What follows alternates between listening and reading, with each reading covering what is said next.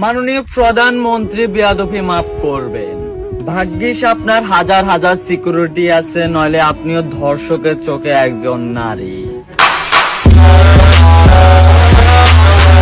লজ্জিত নোয়াখালী, ধর্ষিত বাংলাদেশ।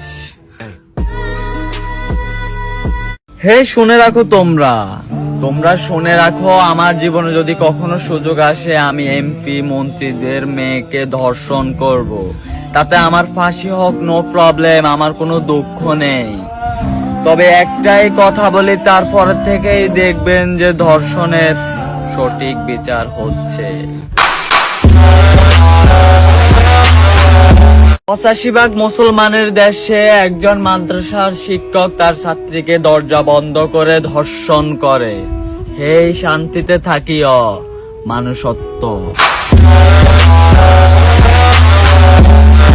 50 টাকায় কাপড় খুললে মেয়ে হয় বেশ্যা, আর 50,000 টাকায় কাপড় খুললে মেয়ে হয় নায়িকা। আর আবেগে কাপড় খুললে হয় বান্ধবী, আর অভাবে কাপড় খুললে হয় মাগি। সো আমার উপরে কে হবেন না রাগী।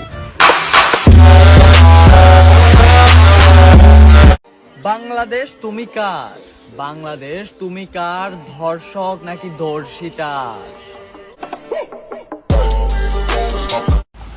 আমি আতঙ্ক। হে আল্লাহ, কিয়ামত কেন হচ্ছে না? কেমন বর্বরতা!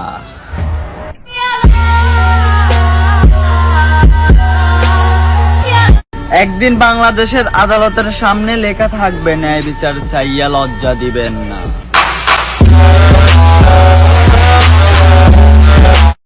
মহামারী ভাইরাস করোনা থেকে বাঁচার জন্য থাকতে হয় ঘরে, আর ধর্ষণ থেকে বাঁচার জন্য কোথায় থাকবে আমার মা বোনেরা, একটু বলবেন?